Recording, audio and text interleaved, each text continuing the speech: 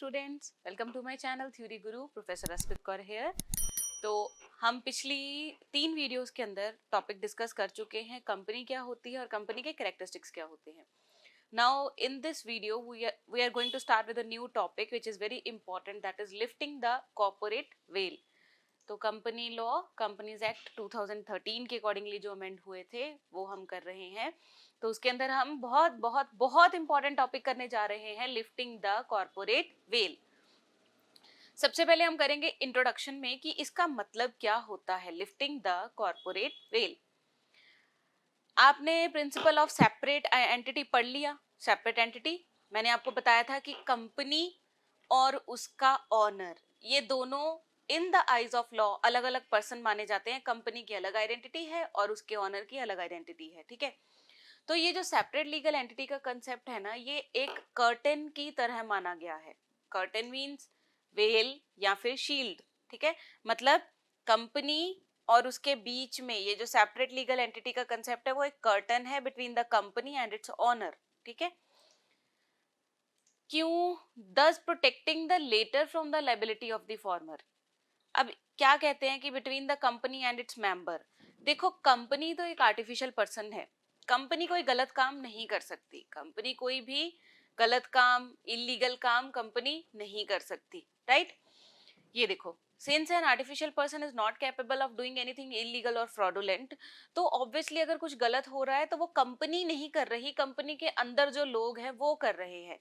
तो इसीलिए कहते हैं अगर कभी भी कुछ ऐसी सिचुएशन आती है जिसमें बहुत गलत हो रहा है तो वहां पे हम कंपनी को ब्लेम नहीं कर सकते. तब हम ये जो कॉर्पोरेट वेल है, ये जो पर्दा है, ये कर्टन है, इसको लिफ्ट अप कर देते हैं ताकि हम ये पता लगा सके कि रियल गिल्टी कौन है, हु इज द पर्सन जो एक्चुअल में ये फ्रॉडुलेंट एक्टिविटी या ये इलीगल एक्टिविटी कंडक्ट कर रहा है. तो इसका मतलब होता है लिफ्टिंग द कॉर्पोरेट वेल. देखो, हमने अभी अभी पढ़ा था कि सेपरेट लीगल एंटिटी होती है कि कंपनी को उसके नाम पे स्यू भी किया जा सकता है, कंपनी भी किसी को अपने नाम पे स्यू कर सकती है. ठीक है. लेकिन कंपनी एक आर्टिफिशियल पर्सन है, ये बात हमेशा याद रखनी है. वो कोई भी फ्रॉडुलेंट एक्टिविटी नहीं कर सकती, वो इलीगल एक्टिविटी नहीं कर सकती. तो अगर कुछ ऐसा हो रहा है तो उस केस में इस वेल को, इस पर्दे को उठाना पड़ता है ताकि ये पता लगाया जा सके कि एक्चुअल में who is the real guilty, कौन सा वो बंदा है जो ये इलीगल या फ्रॉडुलेंट एक्टिविटीज को कंडक्ट कर रहा है. बेसिक इंट्रोडक्शन क्लियर हो गई. चलिए, अब कौन से सर्कमस्टांसेस होते हैं जिनके बीच में कॉर्पोरेट वेल को लिफ्ट करना पड़ता है, इस पर्दे को, इस सेपरेट एंटिटी के कंसेप्ट को खत्म करना पड़ता है और पर्दे को उठाना पड़ता है. तो दो तरह के सर्कमस्टांसेस हो सकते हैं. एक है कॉमन लॉ एक्सेप्शंस, दूसरा स्टैट्यूटरी एक्सेप्शंस. फिर से बोलिए, दो सिचुएशंस हो सकती हैं, common law exceptions, statutory exceptions. Common law exception के अंदर हमारे पास 10 पॉइंट्स आते हैं और स्टैट्यूटरी एक्सेप्शंस के अंदर हमारे पास 6 पॉइंट्स आते हैं. ठीक है. तो इस वीडियो में हम first 3 points of common law exceptions in detail करेंगे. Further points will be discussed in the next video. ठीक है. तो अब हम बात करने जा रहे हैं कॉमन लॉ एक्सेप्शंस. तो उसका फर्स्ट पॉइंट क्या है? Determination of character. जब भी कंपनी का कैरेक्टर डिटर्मिन करना हो तो उस टाइम पे कॉर्पोरेट वेल को लिफ्ट करके हमें उसके अंदर काम करने वाले डायरेक्टर्स का, शेयर होल्डर्स का कैरेक्टर डिटर्मिन करना पड़ता है. क्या बोल रहे हैं? Company is not a natural person with mind. Company का अपना दिमाग तो नहीं होता, कंपनी को तो लोग चला रहे हैं. ठीक है. बट बहुत बड़ी बात होती है, but it may assume an enemy character when. देखो, कंपनी को एनिमी कैरेक्टर भी कहा जा सकता है. मतलब कंपनी को ये माना जा सकता है कि ये हमारी एनिमी है. पर वो कैसे माना जाएगा? कंपनी थोड़ा कुछ करती है, कंपनी का अपना माइंड नहीं है, कंपनी को लोग चला रहे हैं. तो हम कैसे ये डिटरमिन करेंगे कि ये कंपनी हमारी फ्रेंड है कि हमारी एनिमी है? ठीक है. तो उसके लिए दो चीजों का ध्यान रखना होता है. कोई कंपनी है, ठीक है, अगर तो उस कंपनी का कंट्रोल जिन हाथों में है, अगर वो लोग रेजिडेंट्स इन एनिमी कंट्री है तो ये कंपनी भी हमारे लिए एनिमी कंपनी है.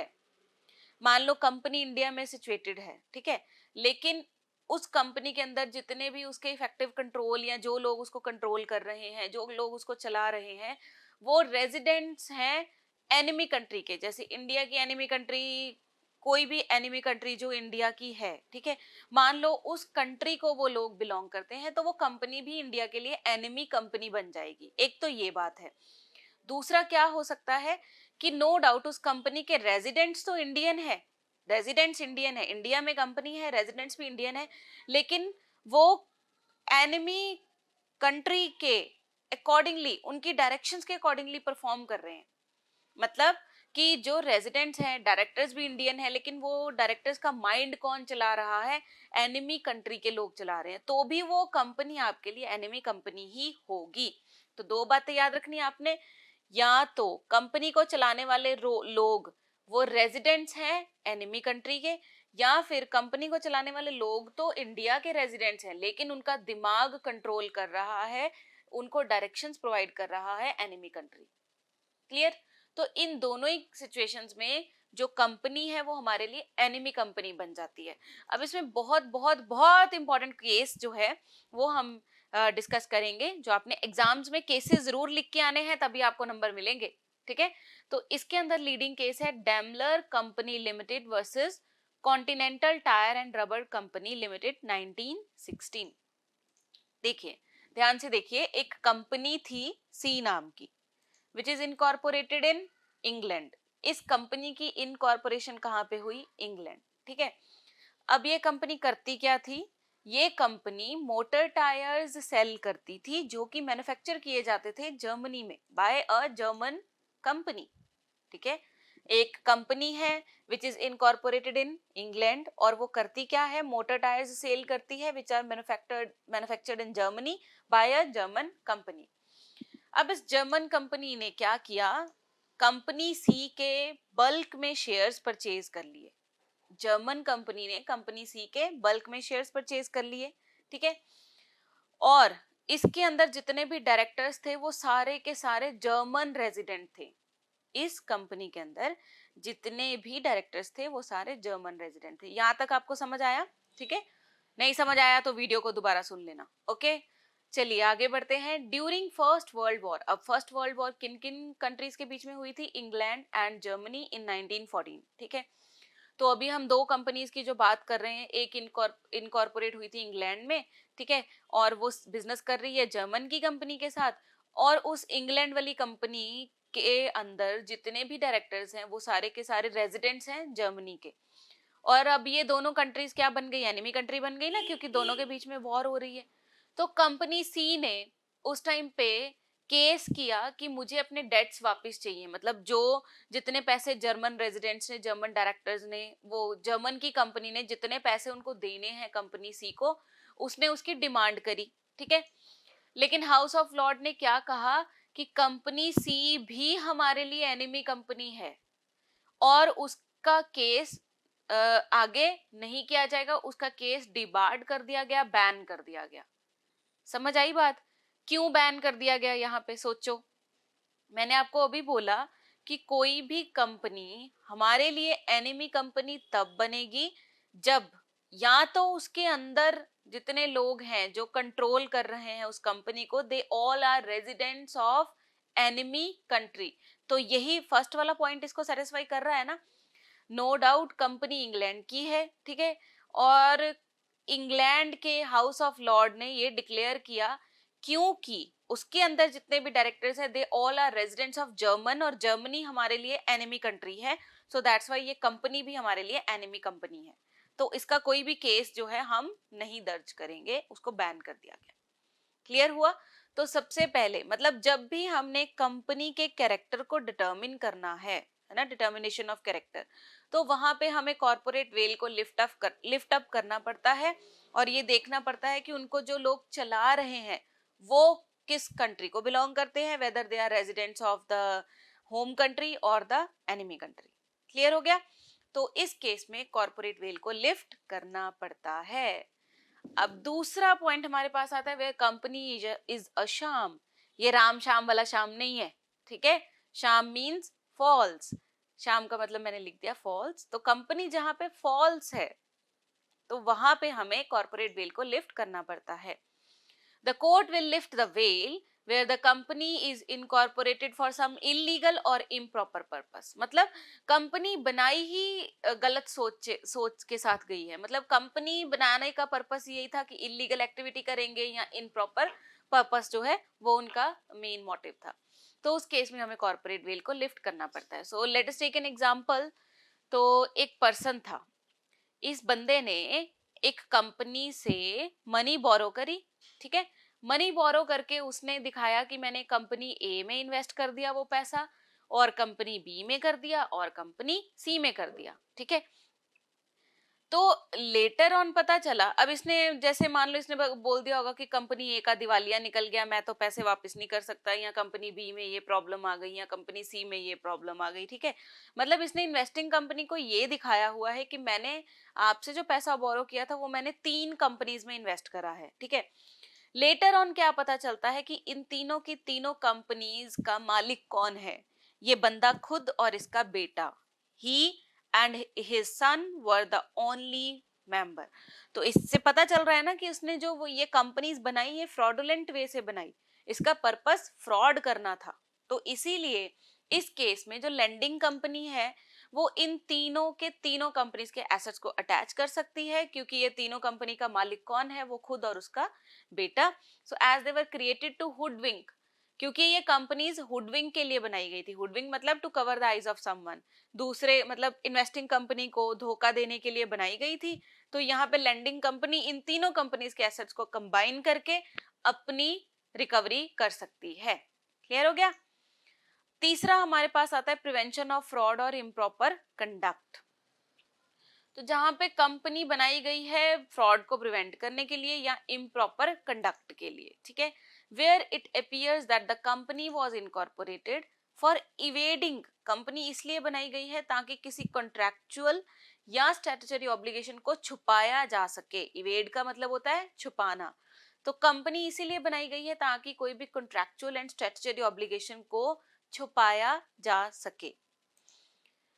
The court may disregard the separate existence of the company. तो उस केस में कॉर्पोरेट वेल को लिफ्ट कर दिया जाएगा और ये देखा जाएगा कि कंपनी तो आर्टिफिशियल पर्सन है, कंपनी कुछ नहीं कर सकती.